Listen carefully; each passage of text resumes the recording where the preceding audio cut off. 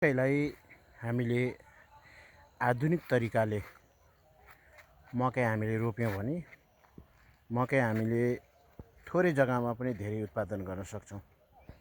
तपाईको मकै रोप्ने तरिका चाहिँ यो तरिकाले रोप्नुपर्छ, किनकि हामीले परम्परागत रूपमा खेतीपाती गर्दाखेरि हाम्रो मेहनत धेरै हुने तर त्यो अनुसारको उत्पादन नहुने, त्यो अनुसारको प्रतिफल प्राप्त नहुँदाखेरि किसानहरू निराश हुन्छ। त्यही भएर मकै रोप्दाखेरि यो तरिकाले रोप्नुभयो भने मकैले ज्यादा उत्पादन दिन्छ र मकै चाहिँ यो 60 सेन्टी उसमा हारमा रोप्ने र त्यसोपट्टि चाहिँ 5 सेन्टीमा रोप्ने। यसरी रोप्दाखेरि चाहिँ मकैहरू राम्रो उत्पादन हुन्छ। यो तरिकाले चाहिँ हामीले खेती गर्ने प्रविधि गर्नुपर्छ।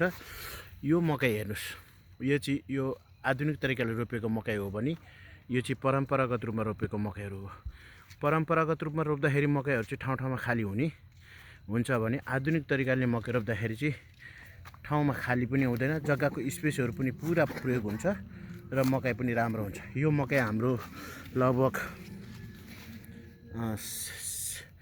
60 दिन जति हुन आँट्यो।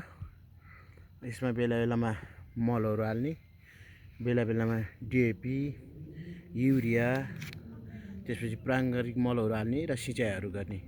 यसो गर्न सक्यो भने यो मकै राम्रो हुनेछ, राम्रो उत्पादन हुनेछ।